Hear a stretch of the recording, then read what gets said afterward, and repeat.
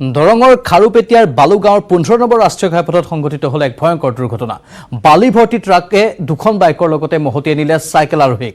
এই দুৰ্ঘটনাত 3জন লোক নিহত হোৱাৰ বিপৰীতে আহত হ'ল আন 2জন লোক।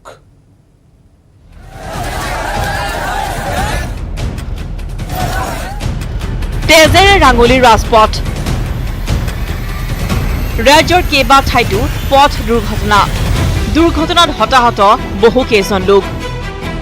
এই দৃশ্য দৰঙৰ খাৰুপেটিয়া বালুগাঁৱৰ 15 নং ৰাষ্ট্ৰীয় ঘাইপথত ভয়ংকৰ দুৰ্ঘটনা।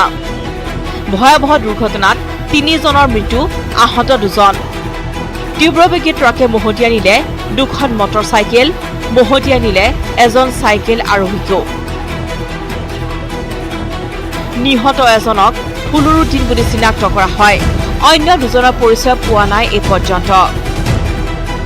বালি ভৰ্তি ট্ৰাকখনে মগলদৈ অভিমুখে তীব্ৰ বেগেৰে গৈ থকা অৱস্থাত সংঘটিত হয় এই দুৰ্ঘটনা।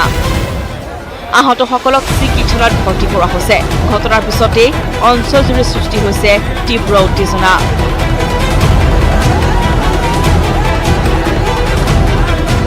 ইফালে শিলচৰতো ভয়ংকৰ দুৰ্ঘটনা। কেন্দ্ৰীয় জল পৰিবহণ নিগমৰ বাহনে মহতিয়াই নিলে কেইবাখনো স্কুটি আৰু বাইক।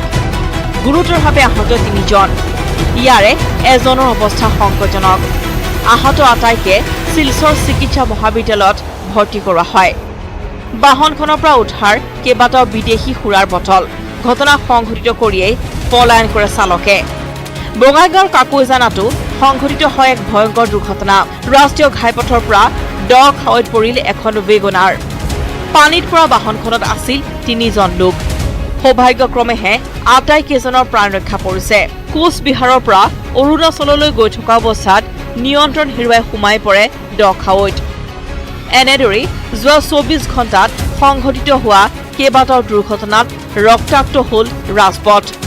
অকাল মৃত্যু সাৱটিলে বহুজনে। Bureau' report, news 18, Assam north east.